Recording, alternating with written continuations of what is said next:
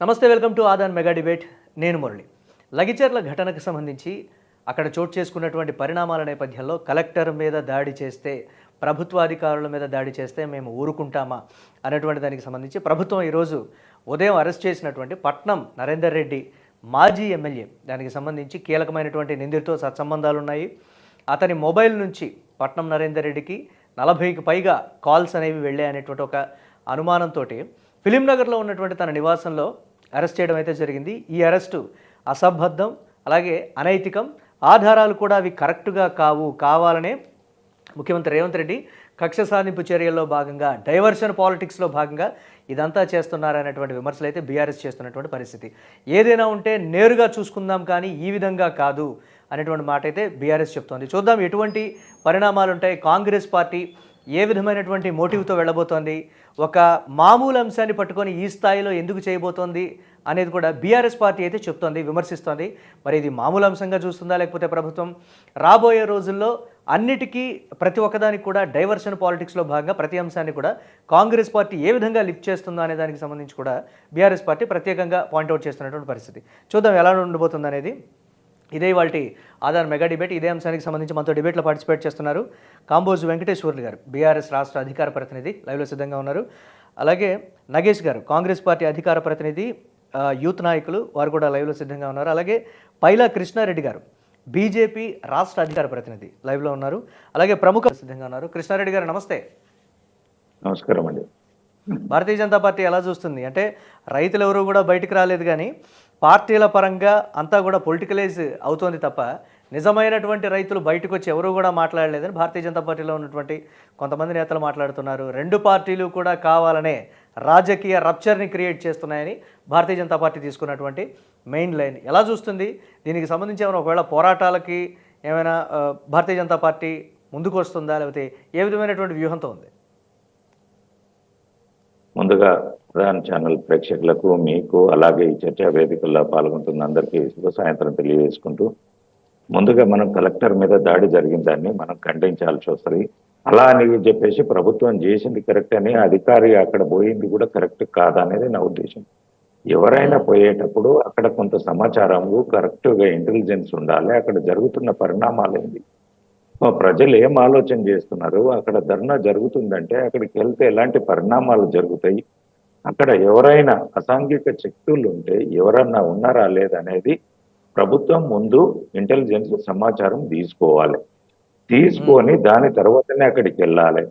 అలాగే అక్కడికి వెళ్ళే ముందు కూడా కలెక్టర్ గారు ఎక్కడనో ఒక ప్రాంతంలో దూరం వేయడము, అక్కడ ఆయన వాస్తవ ప్రజలు రాకుండా ఏదో కొంతమందిని కాంగ్రెస్ నాయకులు లేదంటే ఒక పేడ్ ఆర్టిస్టులను అక్కడ తీసుకెళ్లి వాళ్ళని పెట్టుకొని ఆ అభిప్రాయ సేకరణ చేసేసి మేము అందరు ఒప్పుకున్నారని చెప్పేసి ఒకటికి ఆ విజువల్స్ అక్కడ జరిగిన సమావేశాన్ని రేపు కోర్టుకి వెళ్ళినా ఎక్కడన్నా వెళ్ళినా సబ్మిట్ చేయడానికి అని చెప్పేసి అదొక నాటకంగానే చేయడం తోటి ఇదంతా కూడా ప్రజలలో ఒక భావన వచ్చింది. ఏంటంటే మాకు తెలియకుండా ఎక్కడనో వాళ్ళు మీటింగ్ పెట్టేసి సుమారుగా విలేజ్కి 2 కిలోమీటర్ల దూరంలో పెట్టాల్సిన అవసరం ఏముంది. అలాగే ఏ గ్రామంలో ఆ గ్రామంలో పెట్టేసి ఏ గ్రామానికి ఆ గ్రామం సమస్య ఉంటుంది కాబట్టి ఆ గ్రామాల వైజ్గా డిస్కషన్ చేస్తే బాగుండేది. ఇంకొక అంశం ఏంటంటే, కలెక్టర్ గారు ఆ గ్రామానికి వెళ్ళారు. ఇప్పుడు ఏదైతే బీఆర్ఎస్ నాయకులను అరెస్ట్ చేయడం అనేదో, ఇప్పుడు మనమే ₹1 కింద పడితే ఆ రూపాయి దొరికేంత వరకు మనం 5 నిమిషాలు కానీ 10 నిమిషాలు కానీ ఇక్కడ అక్కడ వెతుకుతాము. ఏమన్నా సామాన్లు ఉంటే కూడా విలువైన సామాన్లు పక్కకు పెట్టేసి రూపాయి గురించి వెతుకుతాము. అలాంటిది వాళ్లకు కానీ వాళ్ళ పిల్లలకు కానీ వాళ్ళ గత తరాల నుంచి ఆ భూమి మీద ఆ ఊరు నుంచి మేము పెంచుకున్న మమకారాన్ని ఏదో ఒక ఆఫీసర్ వచ్చేసి మాట్లాడేసి నేను ప్రభుత్వం తీసుకుంటుంది అని చెప్తే వాళ్ళ మనోభావాలు ఎంత దెబ్బతింటాయి, దానికి అనుకూలంగా ఎలా మాట్లాడని మెచ్చుకోవాలని ప్రభుత్వం గ్రహించాలి. అది గ్రహించకపోవడంతో కలెక్టర్ గారి మీద దాడి చేయడం జరిగింది. అది దురదృష్ట సంఘటనగానే మనం చూడాలి. ఇలాంటి తప్పులు కూడా మరొకసారి ప్రభుత్వం ఇది జరగడానికి ముఖ్యంగా ప్రభుత్వంలో ఉన్నటువంటి పెద్దలు, ముఖ్యంగా రేవంత్ రెడ్డి గారి పాలన అసమర్థత పాలన, వారి యొక్క మంత్రుల అసమర్థతనే అక్కడ కనబడుతుంది కానీ అధికారిది కాదు.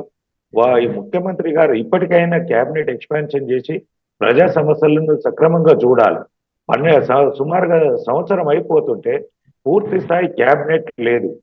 ఒక సీఎం గారే 8 శాఖలు చూడాలంటే ఒకరి శాఖ చూడడమే వారికి సమయం దొరకదు. అలాగే ఈయన మంత్రిగా చేసిన ఎక్స్పీరియన్స్ కూడా లేదు. 8 శాఖలు ఎక్కడికి వెళ్ళి నిర్ణయిస్తాడు? మళ్ళా ఢిల్లీకి ఎక్కడ మూటలు మోస్తాడు? ఇక్కడ ప్రజా సమస్యలు ఎక్కడ తీరుస్తారు? మళ్ళీ ఈ అవినీతికి ఆస్కారం చేసుకోవడానికి వెతుకులాటల్లోనే ఇతర మంత్రుల సహకారం తీసుకుంటూ అందరూ ఒక తాటి మీదే ఉన్నాం. ప్రభుత్వ పరిపాలన విషయంలో కాంగ్రెస్ పార్టీ మాత్రం ఎక్కడ వెనక్కి తగ్గేది లేదు. సీనియర్ల సలహాలు తీసుకుంటాం. ప్రతిదీ కూడా అధికారులు నిపుణుల పర్యవేక్షణలోనే మేము ప్రతి శాఖని కూడా నడిపిస్తున్నాం అనేటువంటి మాట. అలా చూడకూడదు. అది నేను అక్కడికి వస్తున్నానండి. మంత్రుల సహకారం కనుక ఎక్కడ కూడా రేవంత్ రెడ్డి గారికి లేదు. రేవంత్ రెడ్డి గారు మంత్రి కంటే తక్కువనే ఉన్నాడు. ఎందుకంటే మీరు బట్టి విక్రమార్క వస్తే బట్టి విక్రమార్కనే ముఖ్యమంత్రి లాగా నడుస్తుంటే రేవంత్ రెడ్డి గారు ఒక మినిస్టర్ లాగానో ఎమ్మెల్యే లాగానో నడుస్తున్నాడు తప్ప ఒక ఉందాతనం కానీ ఆ ఒక ముఖ్యమంత్రి హోదాకున్న ఆ ఆంబావాలు కానీ రేవంత్ రెడ్డి గారిలో లేకపోవడంతో ఏ ఒక్క మంత్రి కానీ ఎమ్మెల్యే కానీ ఎక్కడన్నా మీటింగ్లలో మీరు మాట్లాడినప్పుడు చూడండి, వేరే పార్టీలో ముఖ్యమంత్రి గారి గురించి 10 సార్లు సంబోధిస్తారు. అదే వాళ్ళు చెప్పేదానికంటే ఎక్కువ ముఖ్యమంత్రి గారి గురించి ఎక్కువ మాట్లాడతారు. అలాంటిది ఈ కాంగ్రెస్ పార్టీలో రేవంత్ రెడ్డి గారి గురించి ఏ సమావేశంలో కానీ ఎక్కడ కానీ మంత్రులు మాట్లాడే దగ్గర ముఖ్యమంత్రి పేరు తీసుకోకపోవడము, మేమే చేస్తున్నాము, మేమే ముందున్నాం అనేది మాట్లాడుతున్నారు. ఇంకొక అంశం ఏంటంటే ఈ సెజ్ల పేరుతోటి కానీ ఈ ఫార్మాసిటీలతోటి రియల్ ఎస్టేట్ వ్యాపారానికి చేయడం తప్ప ప్రజలకు ఉపయోగపడే విధంగా లేదు. ఇప్పుడు మనం ఒకటి చెప్తానండి, నేను కూడా కొన్ని ఫార్మాసిటీ నేను ఈ సెజులను అన్నిట్లలో తిరిగాను. నాది ఒక ఫార్మా కంపెనీ ఉంది హిమాచల్ ప్రదేశ్ లో. నాకు కూడా ఇండస్ట్రీస్ అంటే ఏంది, ఈ సెజుల్ అంటే ఏందో కొంత అవగాహన ఉంది. ఇప్పుడు చౌటుప్పల్ దగ్గర ఇచ్చిన దాంట్లో not even 20% of the companies కూడా అక్కడ కంపెనీలు పెట్టలేదు. అలాగే జగన్మోహన్ రెడ్డి గారు ఏదైతే సుమారుగా 600 ఎకరాలు అది కోర్టు పరిధిలో ఉంది, ఈడీ కస్టడీలో ఉంది, దాని మీద ప్రభుత్వం నుంచి కోట్లాడి ఆ ల్యాండ్ తీసుకుంటే సరిపోతుంది. ఇంకొకటి ఏంటంటే మన ఎయిర్పోర్ట్ పక్కనే ఓఆర్ఆర్ పక్కకు టిఎస్ఐసిసిలో దాంట్లో కూడా దగ్గర 3000 ఎకరాల పైననే ఉన్నది. అక్కడ కూడా 20-25 కంపెనీసే ఇండస్ట్రీస్ పెట్టినాయి, ల్యాండ్ అలాట్ చేసిన. ఈ రోజు వరకు కూడా మీరు చూడండి, అక్కడ మీ యొక్క రిపోర్టర్స్ అక్కడ పంపించండి, అక్కడ సర్వే చేయించండి. ఎక్కడ ఇప్పుడు ఒక్కటి ఏంటంటే ఇక్కడ కూడా మనకేందంటే షామీర్పేట దగ్గర ఉన్న అలెగ్జాండ్రియా పార్క్ లో ఒకటే అది పూర్తి స్థాయిలో కొద్దిగా 80-90% ఇదైంది. అలాగే మనము చేకుంట దగ్గర అయిన దగ్గర కూడా తక్కువనే ఉంది. అలాగే కామారెడ్డి మా ప్రాంతంలో కూడా 2-3 ఇండస్ట్రీస్ ఉన్నాయి, అక్కడ కూడా రాలేదు. ఏంటంటే ఎక్కడో ఒక దగ్గర అయితే అఖిలపక్షం నిర్వహించాలి, లేకపోతే ఇతరులతో ఎవరితోనన్నా సంప్రదింపులు జరపాలి అనేటువంటి రకరకాలైనటువంటి విమర్శలు వచ్చినప్పటికీ కూడా లేదు, ఇదంతా కూడా ముఖ్యమంత్రి ఏకపక్ష నిర్ణయంగా వెళ్తున్నారు కాబట్టి. ఇందాక బీఆర్ఎస్ నేత వెంకటేశ్వర్లు గారు చెప్పినట్లుగా ఏకపక్షంగా వెళ్తున్నారు, వారి బంధువులకు సంబంధించినటువంటి ప్రపోజల్ ఉంది కాబట్టి ఎవరు కూడా దీంట్లో ఇన్వాల్వ్ అయ్యేటువంటి సిచ్యువేషన్స్ లేవని బీఆర్ఎస్ ఆరోపిస్తున్నట్లుగానే అందరూ చూడాల్సినటువంటి పరిస్థితి. మాట్లాడదాం కృష్ణారెడ్డి గారి దీని మీద. ఒక్క నిమిషం నేను కన్క్లూడ్ చేస్తాండి. ఇందాక చెప్తుంది రేవంత్ రెడ్డి గారు అనేట ఆయన పాలన కంటే ఎక్క, ఆయన వ్యాపారం కంటే ఎక్క, ఆయన రియల్ ఎస్టేట్ వ్యాపారం నుంచే వచ్చిండు. ఆయన ఎదిగిందంతా రియల్ ఎస్టేట్. ఎక్కడ ఏం చేయాలి, ఎలా భయప్రాంతాలకు గురి చేయాలి, ఎక్కడ ఏం బ్లాక్ మెయిలింగ్ చేయాలి, దాని మీదనే ఆయన ఈ స్థాయికి వచ్చిండు కాబట్టి ఆయనకు పూర్తి స్థాయిలో ఉంది.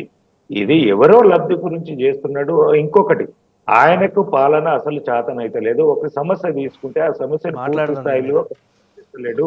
ఎఫ్టిఎల్ అన్నాడు, ఒక్క నిమిషం సార్, ఎఫ్టిఎల్ అన్నాడు. ఎఫ్టిఎల్ చెరువులు 1-2 దగ్గరలో కొట్టేశాడు. దాని తర్వాత పోయిండు మూసీ దగ్గర పోయిండు. మూసీ దగ్గరికి వెళ్ళి ఫుట్పాత్ల మీదకి వచ్చిండు. మళ్ళీ ఇప్పుడు సేజల్ అంటున్నాడు. మళ్ళీ ఇంకోటి ఏంటంటే ప్రజలను తప్పుదారి పట్టిస్తున్నాడు. ఒక్క నిమిషం సార్, ఒకటే కన్క్లూడ్ చేసేస్తాను. రుణమాఫీ గిట్లు ఇవి చేయకుండా మళ్ళీ కులగణన అని చెప్పేసి ప్రజలను, ఆ కులగణన జరుగుతుంది, అది జరిగిన తర్వాతనే మరలా రైతు బంధు వస్తుంది, రుణమాఫీ వస్తుంది, పెన్షన్లు పెరుగుతాయని ప్రజలను తప్పుదోరు పట్టించే విధంగా మోసపూరితమైన ఈయన రియల్ ఎస్టేట్ వ్యాపారంలో ఎలాంటి మోసాలు చేస్తారో అలాంటి మోసాలకే ఆస్కారం తీస్తున్నాడు ఈ రేవంత్ రెడ్డి గారు. ఇది ఎన్ని రోజుల ప్రజలు నిజంగా ప్రభుత్వం తీసుకుంటున్నటువంటి ప్రతి స్టెప్ ను కూడా అలానే చూస్తుందా, లేకపోతే ఇంకోలా చూస్తుందా? నాగేష్ గారు మాట్లాడారు. కేసుల విషయం మాట్లాడుతున్నారు. కేసులు అంటే రేవంత్ రెడ్డి గారి మీదే ఎన్ని కేసులు ఉన్నాయి? అక్కడ కాదు. ఇక్కడ మనం కొంతమంది ఉద్యమకారుల మీద చాలా మటుకు కేసులు ఉన్నాయి. మా బీజేవైఎం కార్యకర్తల మీద ఉంటాయి. ముఖ్యమంత్రి మీద. కానీ అక్కడ సమస్య ఏంది? అక్కడ జరిగిన అంశం ఏంది మనం మాట్లాడాలి. కేసులు ఉన్నంత మాత్రాన ప్రజా పోరాటం చేసిన వాళ్ళు ప్రతి ఒక్కరి మీద ఉంటాయి. నా మీద కూడా 8-9 కేసులు ఉన్నాయి. అట్లా అని నేను ప్రభుత్వానికి వ్యతిరేకత కాదు. ప్రజా సమస్యల మీద ఓ రోడ్డు మీద ధర్నా చేసినాడు, మా మీద కేసులు పెట్టిండ్రు. దాన్ని మీరు ప్రామాణికంగా తీసుకొని మాట్లాడితే ఆయన ఏదో తప్పు చేసిండు అనేది కాదు. అక్కడ సమస్య ఏముంది? ఆ సమస్య ఎందుకు ఉత్పన్నమైంది? అక్కడ జరిగిన పరిణామాలు ఏంది? ప్రభుత్వ ఫెయిల్యూర్ ఏంది? అక్కడ వెళ్ళిన అధికారి వాళ్ళను సమాయత్తం చేయకుండా, అక్కడ ప్రాపర్ గా ఇన్పుట్ ఇవ్వకుండా, నేను అధికారిని, ఆయన కలెక్టర్ గారు కూడా ఆంబావాళ్ళు కూడా ఆయన ఒక దగ్గర నిలబడాల్సింది. కొంత వాళ్ళు స్లోగన్స్ ఇస్తున్నప్పుడు వాళ్ళ భూమి వాళ్ళ సర్వస్వం కోల్పోతున్నప్పుడు కొంత ఉందాగా వెనకాలనే ఉంటే అయిపోతుండే. దీన్ని అక్కడికి మనం విజువల్స్ చూస్తే తెలుస్తుంది. తను ముందుకు వెళ్ళడము, వాళ్ళు మా దగ్గరికి రాకుండా అని చెప్పేయడము, వాళ్ళు వెనకకు తోయడంతో ఇదంతా అయింది. ఆయన అక్కడనే ఉంటే కనుక కొద్దిగా వాళ్ళు స్లోగన్స్ ఇచ్చేసి వాళ్ళ ఏదైతే ఆవేదన బయటకు వెళ్ళిపోయిన తర్వాత కలెక్టర్ గారు చెప్పింది వినేవాళ్ళు. అట్లా కాకుండా కలెక్టర్ గారు ముందుకు వెళ్ళిపోవడము, నేను అధికారిని, నేను చెప్పేది వినాలి అనే విధంగా ముందుకెళ్ళి మీరు రాగుని అనుకుంటే అక్కడ ముందుకు వెళ్ళడం తోటి కొంత ఉద్రిక్త పరిస్థితులు జరిగినాయి. ఆ సంఘటన జరగాల్సింది కాదు. కానీ ప్రభుత్వం ఇప్పటికైనా మేలుకోవాలి. అక్కడ జరిగిన పరిణామాలను క్షుణ్ణంగా ఇచ్చేసి అక్కడ సర్వే చేయట్లేదని చెప్పాలి, గ్రామాలలో పోవట్లేదని చెప్పాలి. సమగ్రంగా మేము మొత్తం పూర్తిగా సమాచారం సేకరించిన తర్వాత అక్కడికి వస్తాము. లేదో ఇప్పుడు చూడండి, అక్కడ చెరువులో ఇల్లు కట్టిన మేము పటం చెరువులో బిరంగూడ దగ్గర నేను ఒక్క నిమిషం సార్ మురళి గారు, నా ఎక్స్పీరియన్స్ చెప్తున్నాను. 2 రోజుల ముందు మేము గృహ ప్రవేశానికి వెళ్ళాము. ఆయన 3 కోట్లు పెట్టి విల్లా కొన్నాడు. అది ఇంకా పూర్తి కాలేదు. గృహ ప్రవేశానికి వచ్చాం, 3వ రోజుకు దాన్ని గూలగొట్టాడు. ఇవాళ FTL ల్యాండ్ అనేది పూర్తి స్థాయిలో తీసుకొస్తున్నాడు. ఆ డబ్బులు ఇప్పుడు ఎవరు ఇవ్వాలి? లోన్లు ఎవరు కట్టాలి? ఆ ఇల్లులు పోయిన ఎవరి పరిస్థితి? నగేష్ గారు లెట్ హిమ్ స్పీక్. ఫుట్పాత్ల మీద షాపులు పెట్టుకున్న వాళ్ళని రాత్రికి రాత్రి గూలగొట్టేస్తే వాళ్ళ జీవనాధారం ఉన్నది గూలగొట్టారు. సోని ఇక్కడికి అయిపోయింది. ఫస్ట్ రాగానే కాళేశ్వరం అన్నము 5 పోయింది, మేటిగడ్డ పోయింది, మా ఇంటర్మీడియట్ బోర్డుల అవకతవకలు పశువర్ధక శాఖలది పోయింది, దాని తర్వాత కొండ సురేఖ గారి ఇష్యూ పోయింది.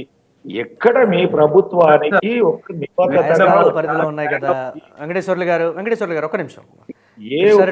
న్యాయస్థానాల పరిధిలో ఉన్నాయి కదా, చూద్దాం దాని మీద ఎలా ఉంటుందనేది. కోటేశ్వరరావు గారు, అన్ని పార్టీలు కూడా అంశానికి సంబంధించి కన్నా రాజకీయ అంశాలకే ప్రాధాన్యత ఇస్తున్నట్లుగా డిబేట్లో క్లియర్గా స్పష్టమవుతోంది. ఫైనల్గా మీరేం చెప్తారంటారు? ప్రజలకు కావచ్చు, లేకపోతే పార్టీలకు కావచ్చు, జరిగినటువంటి సంఘటన కావచ్చు, ఫైనల్ కంక్లూషన్. ఇప్పుడు రాజకీయ పార్టీల ప్రతినిధులు చేసేటువంటి ఆరోపణలు, ప్రత్యారోపణలు ఇవన్నీ రోజు చూస్తున్నవే. అవి ఆ పార్టీకి చెందినటువంటి అంశం. అది వాటిని మంచి చెడ్డల గురించి జడ్జిమెంట్ ఇవ్వడానికి నేను సిద్ధం కాదు. ఎందుకంటే వీక్షకులే దాని మీద తేల్చుకుంటారు. వాళ్ళు చెప్పనివ్వండి. ఇక్కడ నేను చెప్పదలుచుకున్న ఏంటంటే పారదర్శకత ఉండాలి అనేటువంటిది ఒకటి.